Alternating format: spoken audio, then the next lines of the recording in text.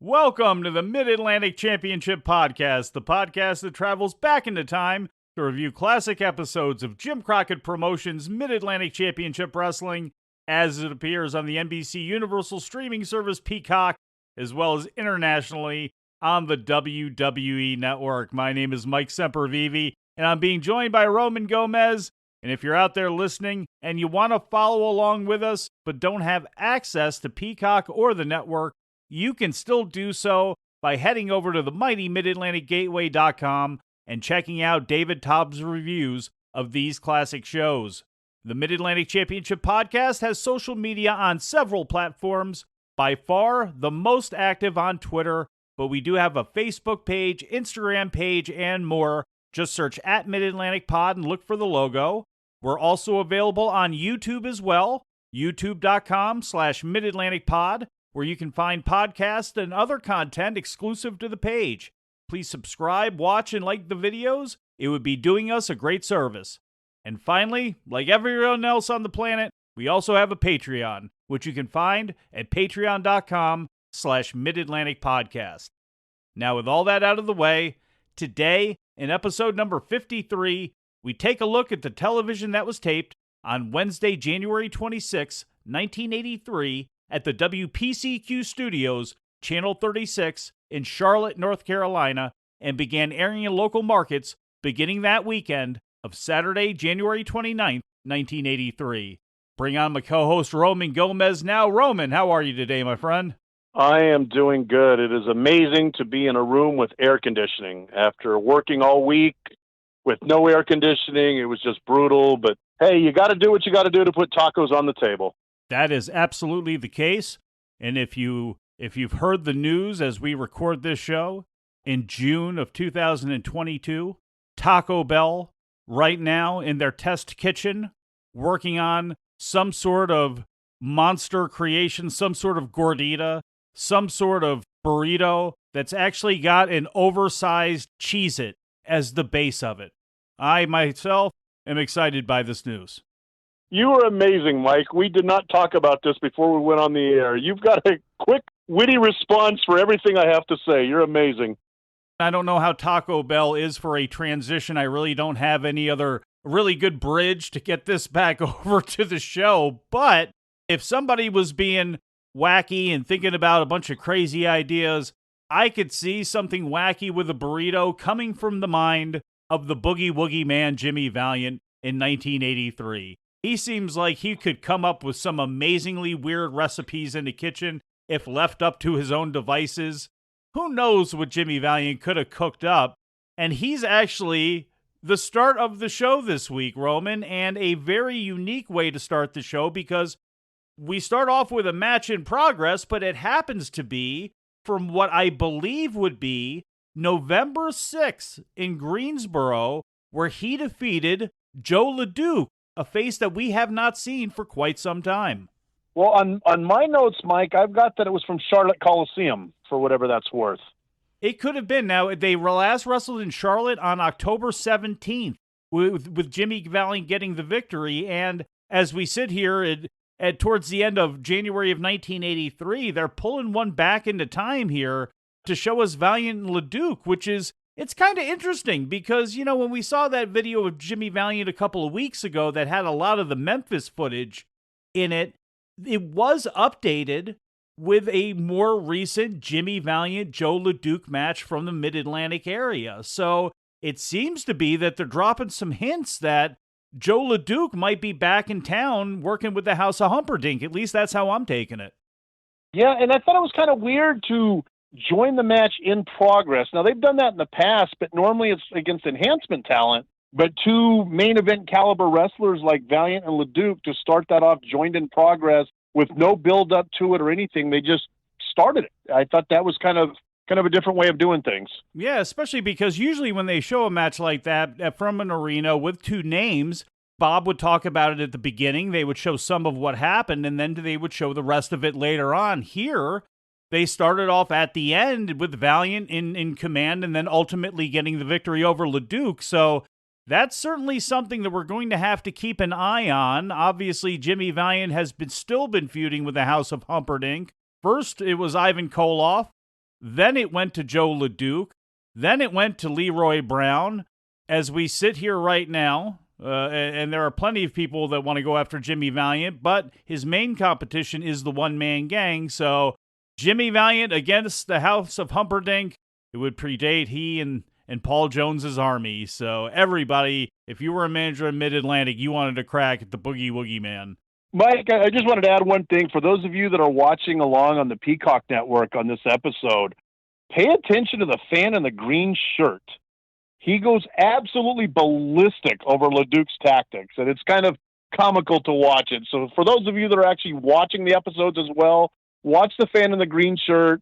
Trust me, you'll know who he is. He stands out like a sore thumb. Right in the middle of the screen. Right in the middle of the screen. The police go to him a couple times. Ultimately, a big security guy comes down and jacks him up from behind and drags him away from the ring. This man is furious. This man believes. This man, money well spent for him. He got all of the emotions out that night as Jimmy Valiant defeated Joe LeDuc. And from there, we go to a match joined in progress. It's Sweet Brown Sugar and Dizzy Hogan, which looks to be a new tag team in the area, a new mid-card tag team, taking on Ken Timms and Rick Harris. And this match went 2 minutes and 52 seconds. At least that's what we saw of it. The end came when Sweet Brown Sugar whipped Timms off the ropes into a big power slam by Dizzy Hogan. So, Roman, that's it there. They're definitely using Sweet Brown Sugar now that he is out of his feud with Dory Funk Jr. to try to bring along Dizzy Hogan the best way that he can and do a majority of the heavy lifting in the ring as Dizzy Hogan does a majority of his heavy lifting in the gym. Yeah, and this is the first time, at least the first time it was acknowledged that those two had teamed together, and they made short work of Rick Harris and Ken Timms, and it was probably a good thing that it was a short match because, you know, let's face it, Dizzy Hogan is not exactly a scientific wrestler's dream to watch or anything, so it was a good thing that they put him with Sweet Brown Sugar, like you said, to do the heavy lifting.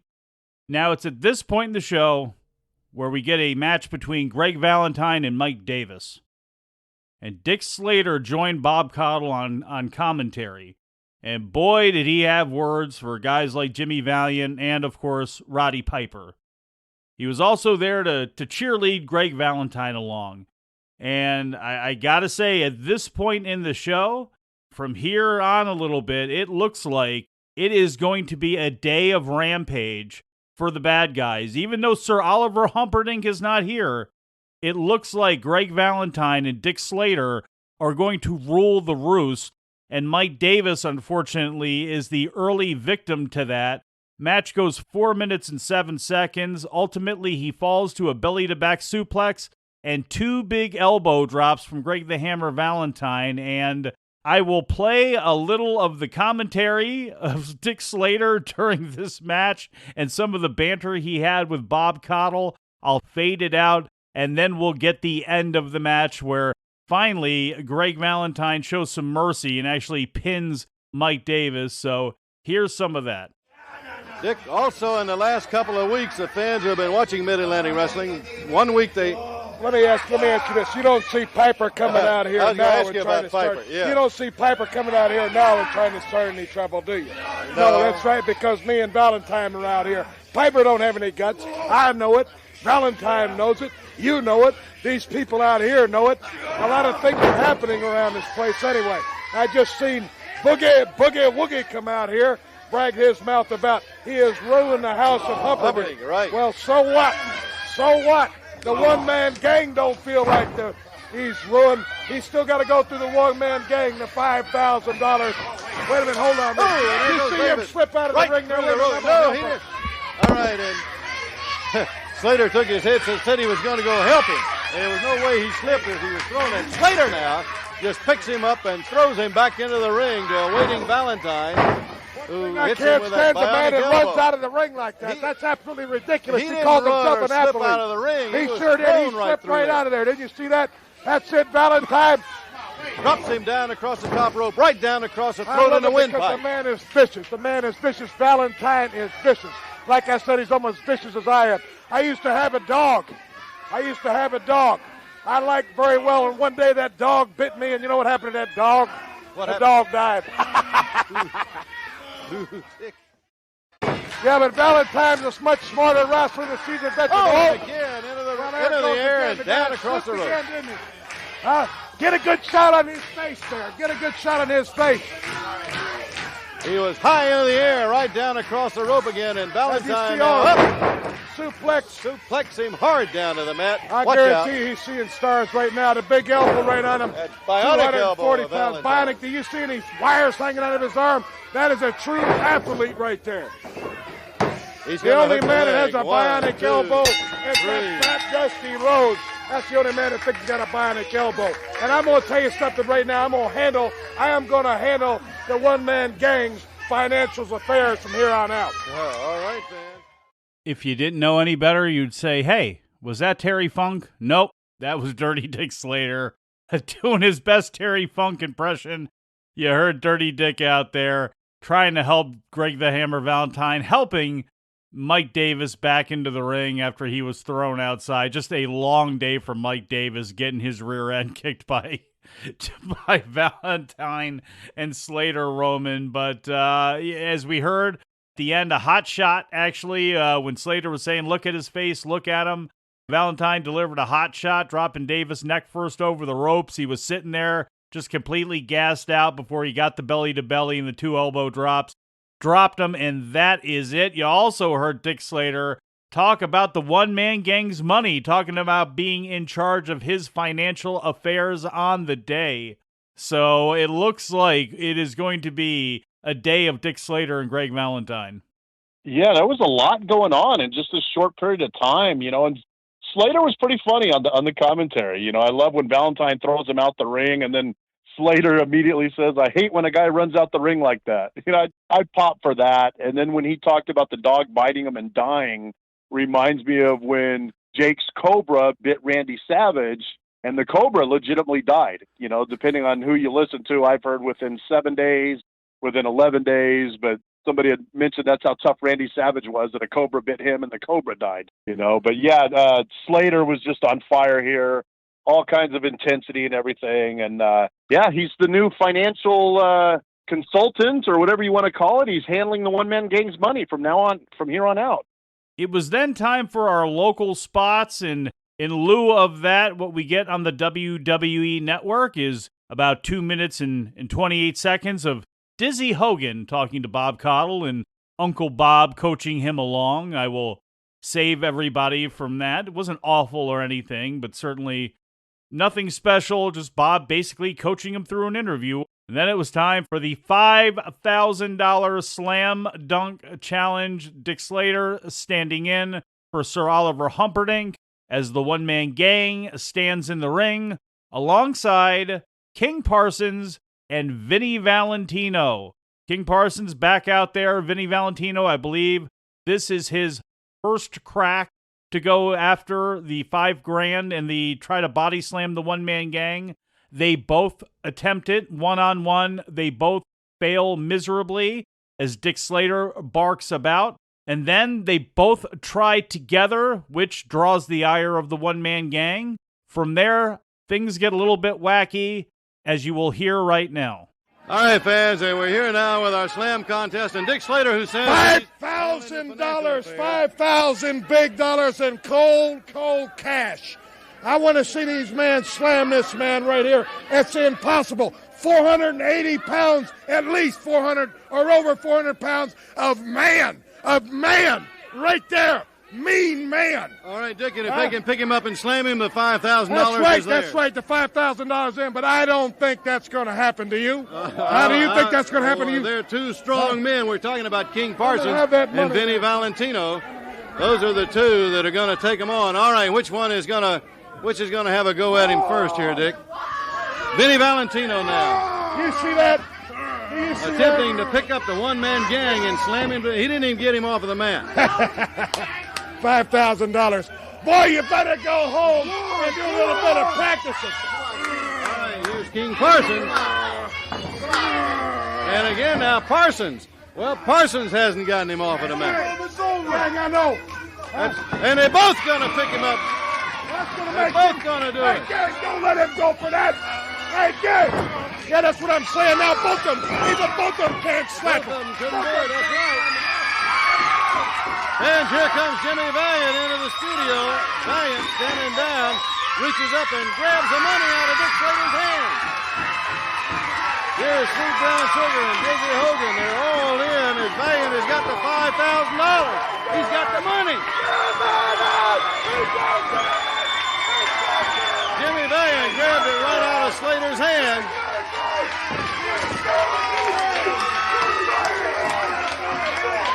Jimmy Valiant counting that money, hanging on. Slater's going wild.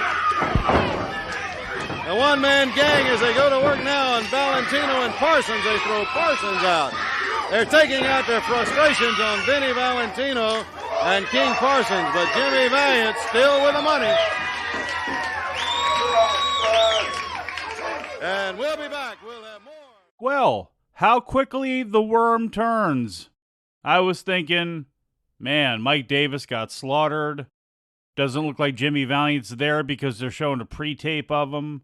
Greg Valentine is all full of himself. Dick Slater is running around being a maniac. Man, this is going to be a long day for the baby faces.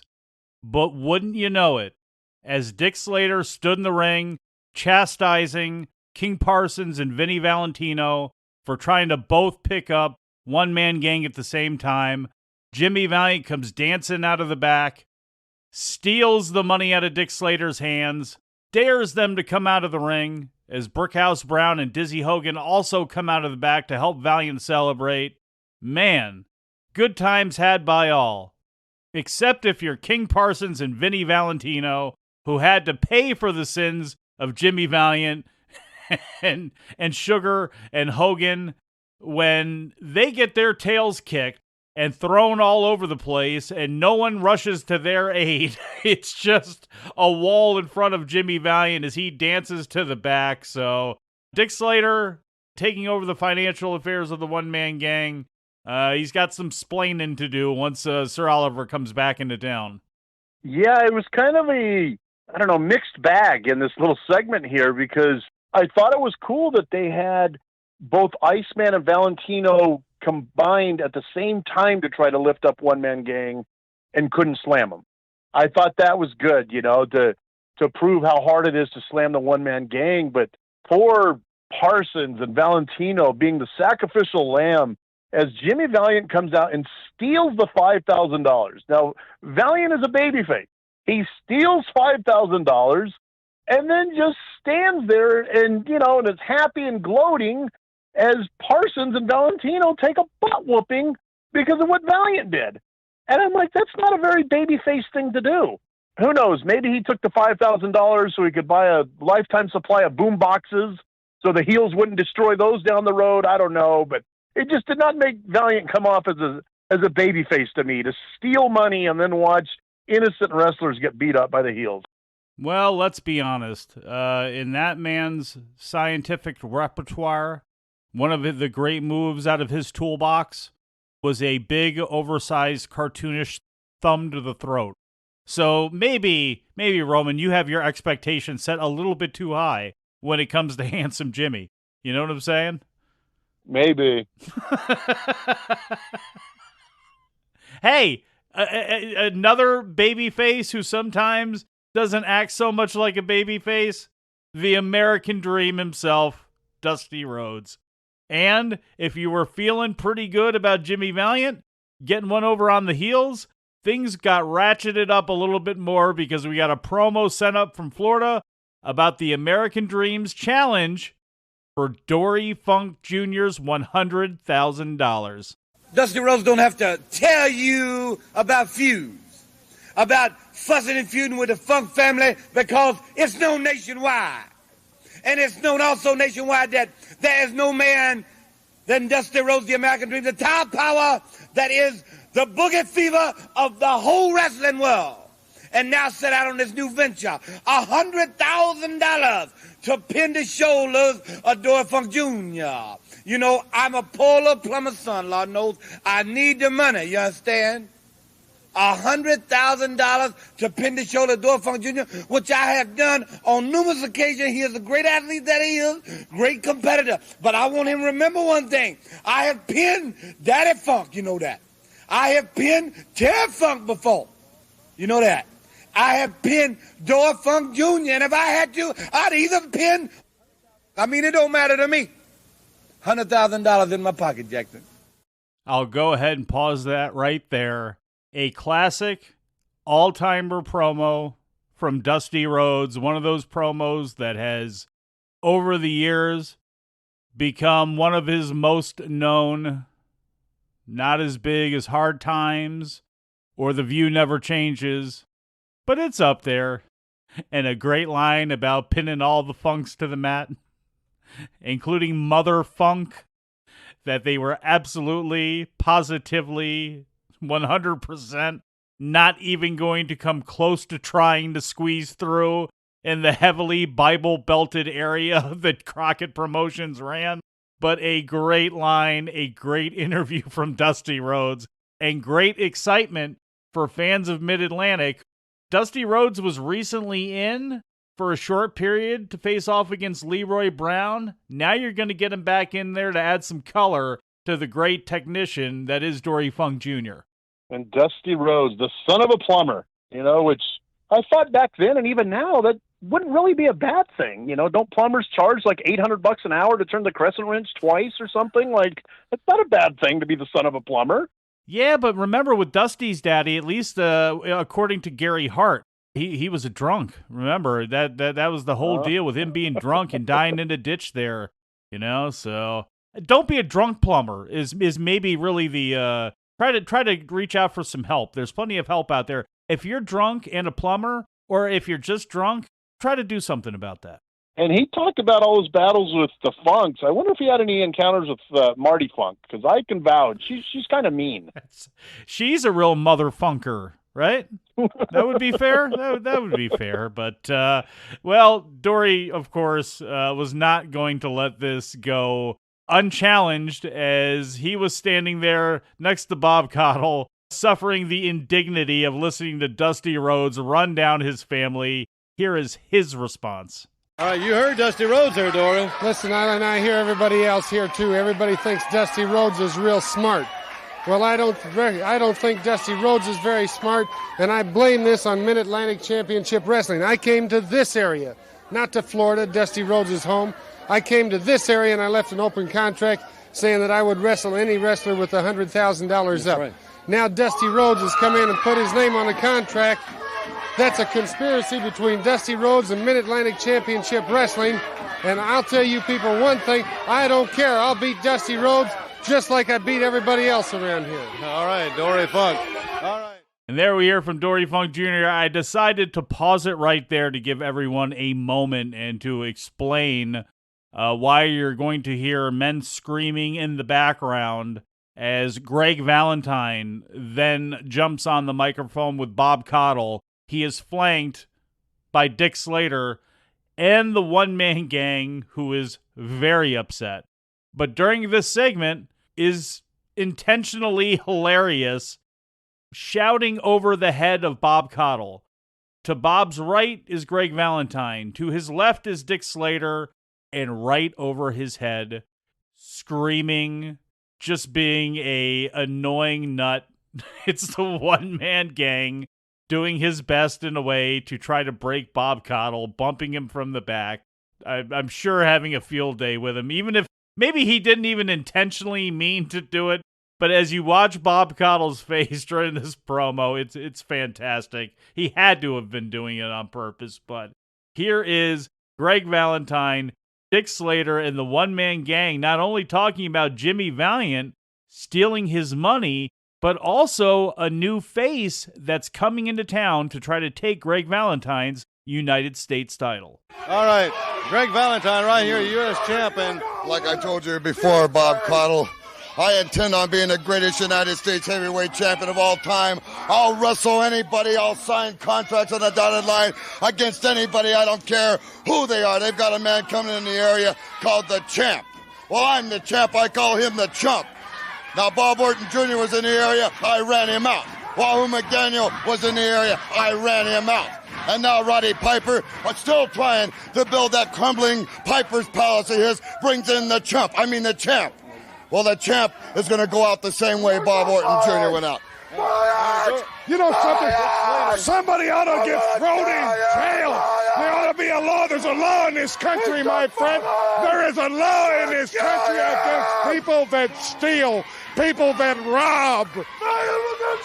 And Woogie, you have robbed this man right here. And I hate to see the consequences that you have to pay. Because if it comes right down to it, Woogie, you, Piper, the Briscoes, and especially that big old fat, overgrown, cut up looking, ridiculous, fat, ugly slob, Dusty Rhodes. Just get him out of here.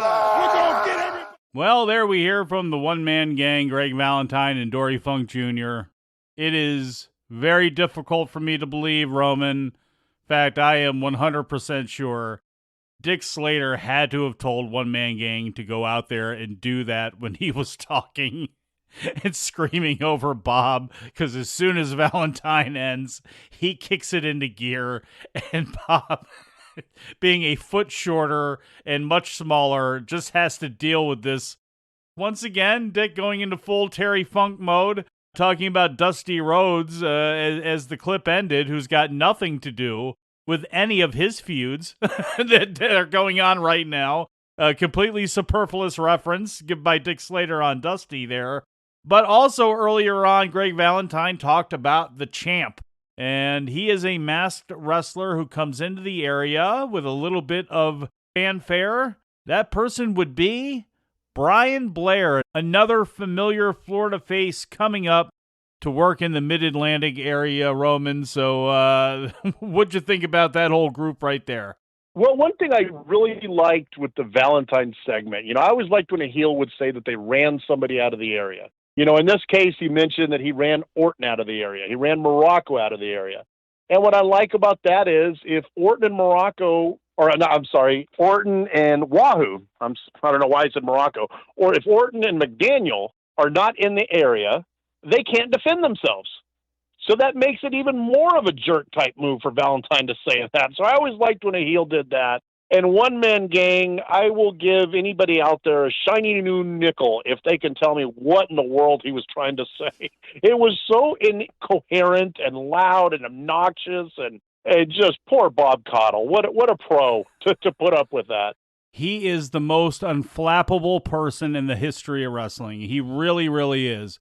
Even Lance, you could get Lance to break. There are things that, hey, Hector and the Flower, there's physical things that Lance got involved with that Bob just did not get involved with, and just amazing nerves of steel out there, really. A couple examples you used in the past on one podcast, Mike, was you talked about Caudle being unflappable, that, New Jack would be spewing racist stuff and, getting outrageous during his promos, and Caudle just kept that poker face, cool as a cucumber. Or woman's boobs, your example, woman's boobs would be in his face or whatever. Like nothing rattled Caudle. He was just so smooth and even keeled. So I think it was Jim Ross when it was Bob Caudle there with Doom, the monsters, Ron Simmons and Butch Reed standing by him. And he just, that is a white man in brown shoes. Just the hand in the pocket, just the look, the Bob Caudle look on his face, just a classic. Bob Caudle, love him. Still with us to this day as we record this broadcast, and is going to live on in everybody's memories forever when it comes to Jim Crockett Promotions in the NWA. Speaking of the NWA, they are considering fining both Dick Slater and Roddy Piper for their two brawls all over the studio last week. We then see those brawls relived before we get a match between Dick Slater and Rick Benfield. One heel good deed deserves another. As Dick Slater was in the ring wrestling, Greg Valentine joined the commentary table when Rick Benfield was dumped from the ring, or as Greg Valentine said, escaped from the ring, much like Slater did, helped the opponent back into the ring again. Benfield just got beaten to a pulp. 3 minutes and 27 seconds of torture for this man ultimately ends with a submission to the Boston Crab, a complete disassembling by Dick Slater.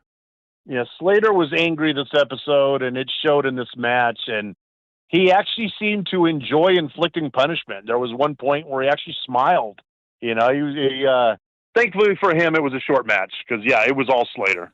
Then it was time for our next set of local spots, which, of course, we didn't see, but we did see Dizzy Hogan again, alongside Sweet Brown Sugar, who carries that interview a little bit more. Once again, nothing really missed in this, just further galvanizing the fact that they are a tag team.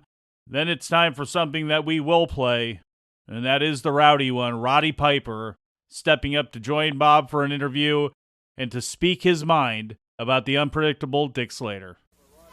Fans with us right now, Roddy Piper. Roddy, a little earlier we were telling the fans, we went back and we looked at what happened last week, and the NWA is making a decision about that, but you and Slater, that was simply wild, Roddy. You both went wild, like madmen. What do you want me to do? You want me to stand out here and let some geek like Slater come up to my face and spit in my face? Would you stand there in the street and let somebody come up there and kick you in the face, kick you in the shins, and sit down and not do nothing about it? I'm supposed to come out here and take stuff like this, and then I'm supposed to quiver like a dog when the NWA is going to find me? Find me! I don't care, man. You can find me what you wanna. I don't care no more, man. You think I'm going to have Valentine coming around here? I have my face rubbed in. I'm the only guy they ever find any time.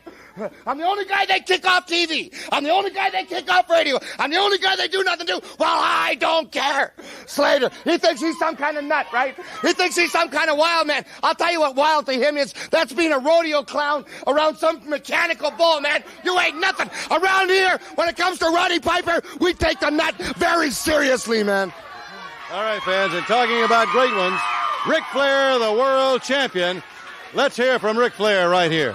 Him out for weight, for balance, for leverage. Yep, let that linger at the end there, because you're not hearing from Ric Flair. You're hearing from Gordon Solie, and we'll get to him in a moment, Roman. But first, Roddy Piper, great interview. Unfortunately, speaking to people, we don't get a chance to they won't really know unless they see it how animated Piper was, how much his flailing of the arms and getting in the face of Bob Caudle actually really enhanced that interview there. Fired up about the NWA's possible ramifications for his actions in the brawl with Slater last week. And Piper, who's always maniacal and dangerous, and he's saying he doesn't care. And what's more dangerous than an individual that does not care about his repercussions? You know, he doesn't care if he gets fined. He's not going to be a goody two-shoes. He's going to do whatever he wants. And if he wants to extract revenge on Slater, that's exactly what he's going to do, no matter what the cost is. Look at the biggest stars in that era, and I guess really look at the biggest stars in any era in almost any field. What do they have? They have integrity in who they are. Even if they're cheaters, they have a code that they live by, and they're not going to change. And on this show, Dusty Rhodes, Jimmy Valiant, Roddy Piper, Dory Funk Jr., Jack Brisco, plenty of guys there that no matter what, whether they be good guys or bad guys, they are going to do things the exact same way, and that's what makes them successful, because people believe in who they are, and they've never wavered in who they are. And that is certainly the case with Roddy Piper, who has now been a babyface still for less than a year. At this point, in the last year, we're talking about what kind of thorn he is in the side of Jack Brisco and going after the Mid-Atlantic Heavyweight Championship. Right now, he is the number one hero in Mid-Atlantic Championship Wrestling, especially with Ric Flair on the road. And as you heard Gordon Solie's voice at the end of that clip, we see a match from the previous week's World Championship Wrestling where Ric Flair takes on Pat Rose and defeats him. Nothing really of value there other than to remind fans in the area that Ric Flair would be coming back soon. It was then time to hear from the NWA World Tag Team Champions, Don Kernodle and Sgt Slaughter. Once again, Kernodle, Slaughter, Ricky Steamboat and Jay Youngblood would not be on the show, but their presence would be felt. Apparently, in the locker room, the presence of Steamboat and Youngblood have been felt again, as Sgt. Slaughter seems to be missing a personal item. Let me tell you something right now, Steamboat and Youngblood. This coat's one thing right here, but we got something else. Sgt. Slaughter can't find his campaign hat. And let me tell you right now, when Sgt. Slaughter wants something back, he wants it back right now. I know he trained me, and he's mad. He's madder than I've ever seen him before. You can take the mask off the Lone Ranger and you can spit in the wind, but you don't mess with Sgt. Slaughter. That's right. Steamboat Youngblood, as you can see, I'm bad enough to eat my $14 cigar. I got my sunglasses, I got my shirt on, but I don't see my hat, my pad campaign cover. And I think you've got it. Somehow this jacket got out of the locker room. And somehow I think the same way my campaign cover got out of that locker room. Now you may spit in the wind.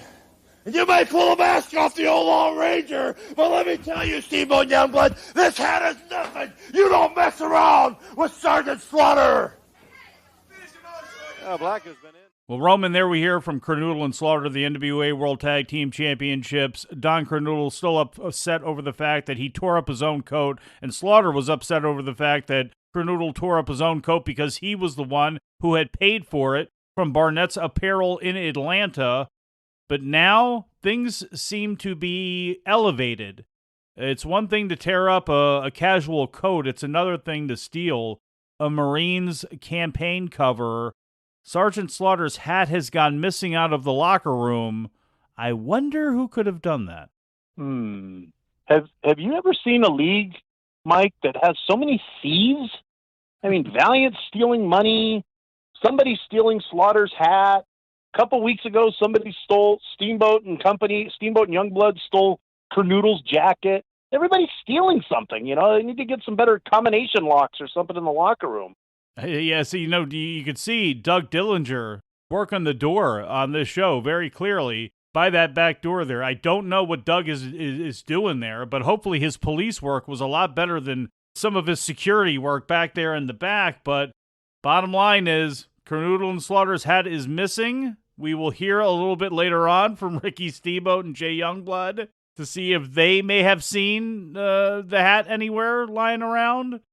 After that interview, to try to give Slaughter and Kernodle a little bit of face back, a match from December 4th, 1982 was played of Slaughter and Kernodle dominating Ken Hall and Gary Black, and there's a reason Slaughter and Kernodle were not on the show, but it seems to be that they put that match on there of them dominating just to try to get something back there for them as they continue to week after week complain about the fact that Steamboat and Youngblood somehow keep getting one over on them. And it's time now for our closing set of interviews. And if you were to look at your clock when watching this, you would say, you sure there's not going to be another match? There's like 7.5, 8 minutes of show left. But no, you are going to hear nothing but voices. Now, not all of you are going to hear voices, unless you have them talking to you in your head. That is because the WWE Network overdub of the Boogie Woogie Man Jimmy Valiant's music renders the final portion of the show where Valiant, Roddy Piper, Sweet Brown Sugar, and Jerry Brisco bask in the glory of the one-man gang's money. I'm going to break that up since it is 5 minutes long and it is incredibly difficult to listen to. But first, we hear from Steamboat and Youngblood, who have now turned up the volume on the mind games they're playing with Sgt. Slaughter and Don Kernodle. Well, there you saw the World Tag Team Champions in action, fans, in a match a little earlier right here on Mid-Atlantic Championship Wrestling. You saw them in action. You saw just how rough, how tough, and how mean they are. As we mentioned earlier, though, a couple of fellows that are really on their trail. Rick Steamboat, Jay Youngblood, they want the World Tag Team Champions. They want them bad, and here they are. You know something, ladies and gentlemen, for the past several weeks, Jay Youngblood and myself have been getting up here on TV and coming up with some pretty good things that have been happening on television. We've been coming up and telling everybody, and telling especially you, Sgt. Slaughter and Don Kernodle, of some kind of conspiracy behind your back. How did we get that coat out of your locker room, Don Kernodle, and make you rip up your own coat? That's right. We got up here on TV and said Johnny Weaver is helping us with the sleeper hold. And also somebody's helping us with the Cobra clutch hold. Somebody maybe in your own backyard. Now, how's that coming about? Now, Jason, they're getting up here, and Sergeant Slaughter's really hot. He's really mad because he's without his hat, and he's blaming us. Have you seen his hat? Ain't under here. I haven't seen it either. Or, I don't know. Like I said before, and I admit it on TV, there is a conspiracy. We learned the Cobra clutch. We know how to get out of it and get in it. About your hat, maybe next week. Now, Roman, we're about to get 5 minutes of sheer madness that once again I will cut down out of mercy for the people that are listening to this part of the show. But we cannot gloss over the fact that Ricky Steamboat and Jay Youngblood, who have been talking about mind games and about getting one back over on Slaughter and Kernodle, two men that have caused them so much mental and physical harm over the last several months, they seem to be getting the one-ups, but they now have taken it up one whole other level by stating there is an outright conspiracy going on right now, obviously involving the bad guys' locker room, as Sergeant Slaughter's hat has disappeared, and you heard Steamboat say it flat out. Not only is Johnny Weaver helping us, but there's somebody else helping us because we have gone full-blown Rico on you, buddy. It's a conspiracy. Steamboat, the ultimate babyface, admitting to a conspiracy, admitting that he has people helping him with maneuvers, you know, and we think back a few weeks ago when Jay Youngblood got out of the Cobra hold. Steamboat and Youngblood talking about how they stole Kernodle's jacket. Now his hat's missing, and Steamboat goes, well, maybe we'll talk about it next week. They are really playing mind games, and somehow, some way, they are getting under the skin of Slaughter and Kernodle by getting into the locker room or doing some shady shenanigans, so to speak, to get a little inside information on their holds, their training methods, and whatnot. And it's not something, an angle that's done a lot by the baby faces where they're copping to a conspiracy theory going on. A conspiracy is happening on the babyface side. There's a mischievous look on the faces of Youngblood and Steamboat that I will absolutely take a screenshot of and put up on the Mid-Atlantic Pod Twitter. Unbelievable stuff. And Roman, as I mentioned, I will be breaking this up the best I can for people as some of the, if any audible audio is available, as that's a lot of alliteration to go right there. Whatever I can, I'm going to play for you as Skip Young, Sweet Brown Sugar, and Gerald Brisco are joined by Jimmy Valiant and then Roddy Piper alongside Bob Caudle to end the show. And there is no music for the beginning of this, but then, well, it'll kick in, and from there, it will drift in and out for the podcast listener. And for those of you on YouTube, well, here's the end of the show. All right, it's been an action-packed hour, as we say, fans, right here. A couple of fellows that we want to bring in and talk to right here, Sweet Brown Sugar and Jerry Brisco. Fellas, I tell you, when you get them around like we got them, when you get Dick Slater around, when you get Great Valentine around, and when Slater and Piper, two guys like that, go together, sure, anything can happen. I guarantee you, Mr. Caudle, there's a lot of things going on in this Mid-Atlantic area right now, but I want these people to know that we fixing to get it all together. First of all, I want to name some of the few people that's got my attention. First of all, you got the $100,000 challenge man, Dory Funk Jr. I call him Squiggy. Don't you forget Dory Funk Jr. We got some unfinished business. Dick Slater, old hoghead is what I call him. He looks like the south end of a northbound mule. He's always, I saw him out here, a man was interfering in the match, throwing the guy in, roughing people up. Well, mister, let me tell you something. There's some people around here that's going to do something to you about when the good time comes. Next of all, you got the one-man gang of Big Ugly Beast. Jimmy Valiant will take care of you, brother. Hey, let's don't make, he's minus $5,000 right at the moment, too, yes. This Valiant guy. And I know he's hot as a peanut podger, but ain't nothing you can do about it. If you want the money, come and get it. And the Brisco brothers are on the warpath, and Jay Youngblood and Steamboat are going to take care of Sergeant Slaughter and Don Kernodle in due time. So you got a lot of action that's going to be coming this way, and I'm glad to be right in the middle of it, and I'm going to be directing traffic in a lot of situations. I say, Sugar, you laid it all out right right there. And Jerry, he's got it all mapped out as to what's going to happen to these guys. Well, I guarantee you, Bob, the people that are in here right now is undoubtedly the best talent in the entire world. You know, I've been fortunate enough to travel around the country. I've seen some of these wrestlers before. I've been double-crossed by some of these wrestlers before. And Pillsbury Doughboy, you know who I'm talking about, Dick Slater, the Tampa Tubby. So I tell you one thing, Slater. You've double-crossed Orton. You pushed Piper around. You've slapped him in the face. You spit in my face. You've tried to use my head for a football. You're getting some partners. You're getting Greg Valentine, United States champion.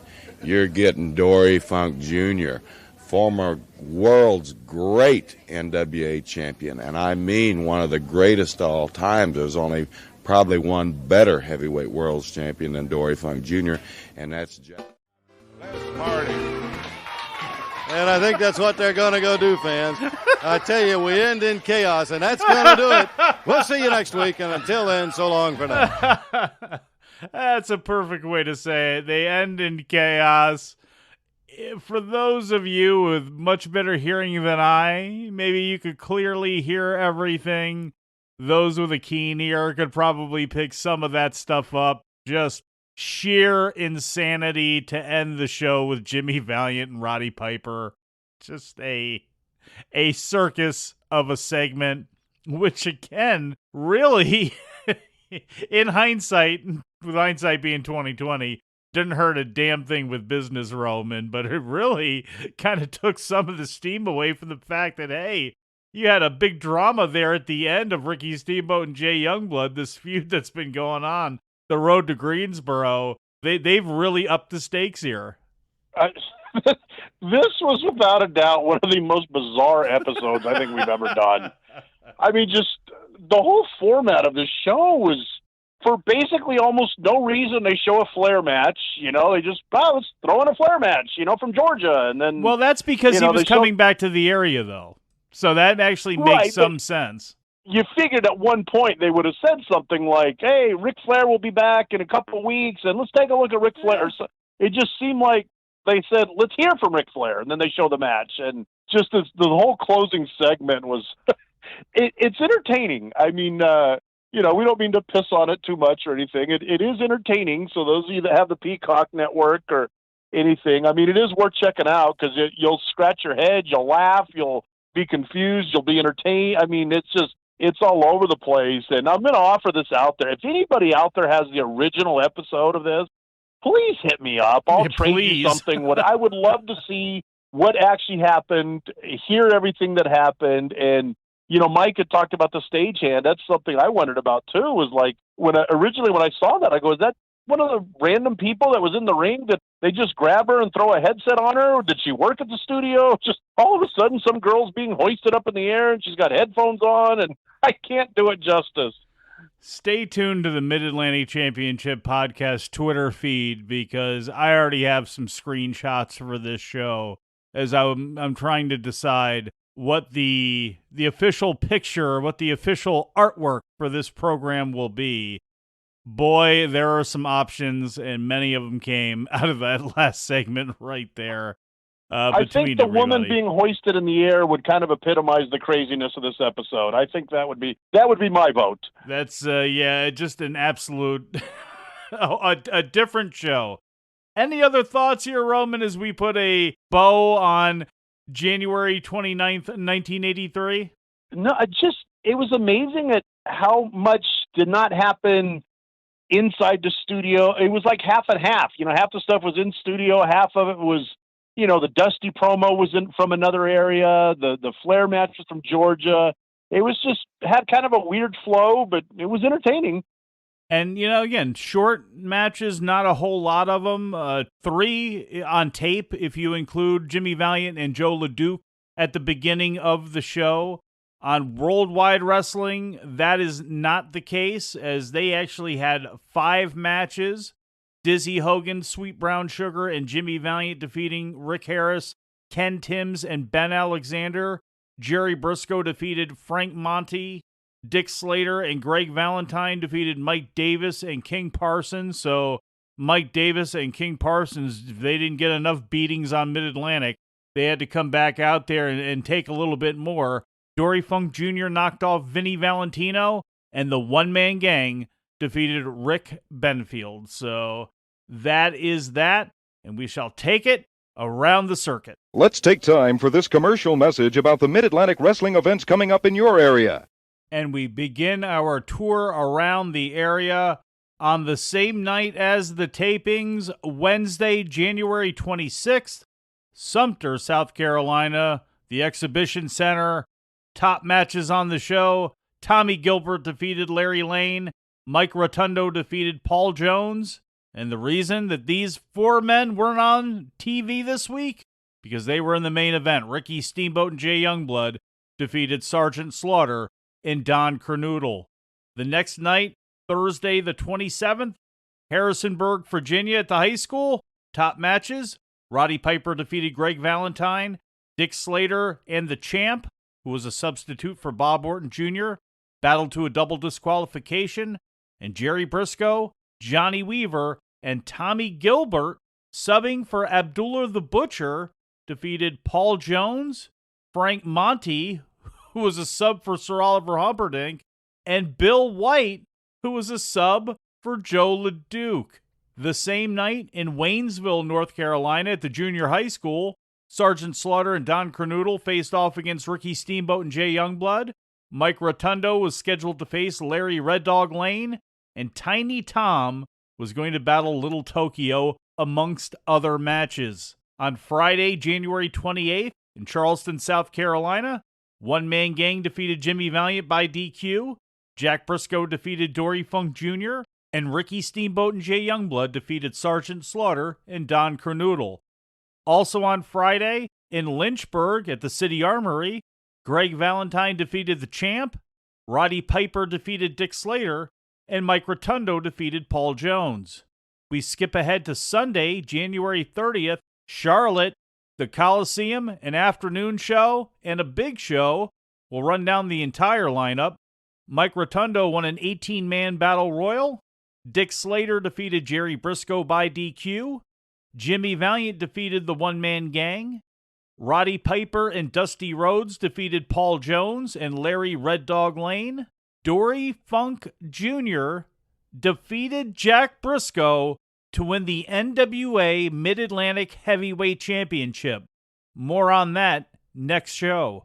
Also, Greg Valentine defended his U.S. title by defeating the Champ, and Ricky Steamboat and Jay Youngblood battled Sgt Slaughter and Don Kernodle to a double disqualification, another match we'll be talking about in the next upcoming weeks.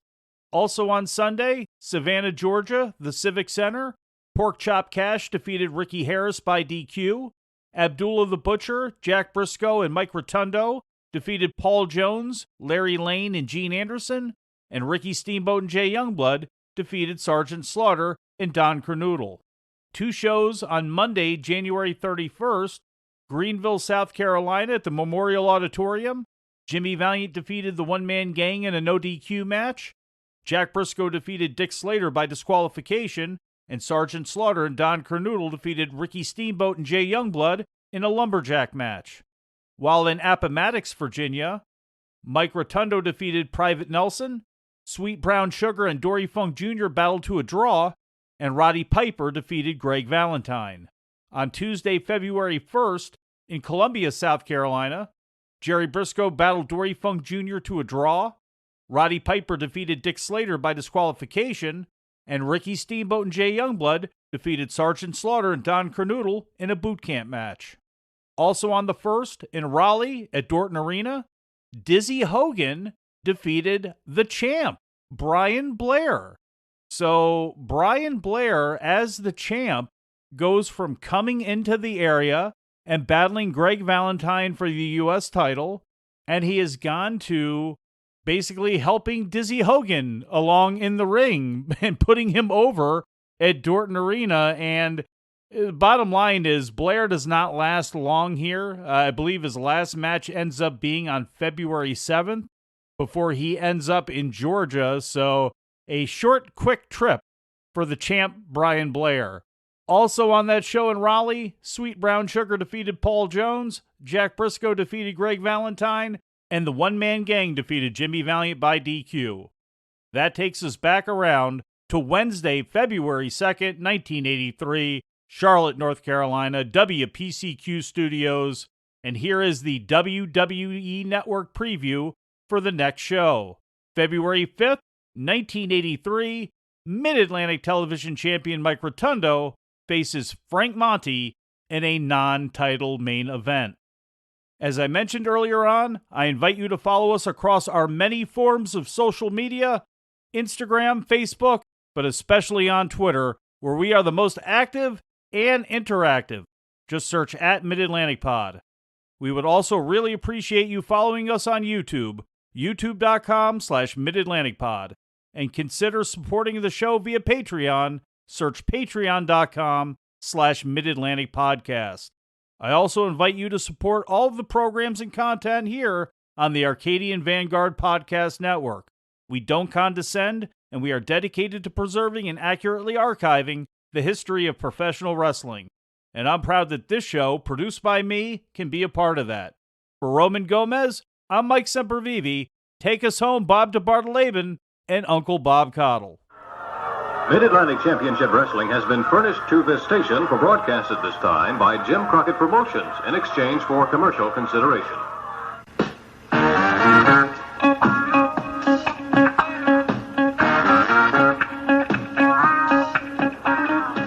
Fans, next week on Mid-Atlantic Championship Wrestling, Bobo Brazil and the Mighty Igor against Charlie Fulton and Tony Russo.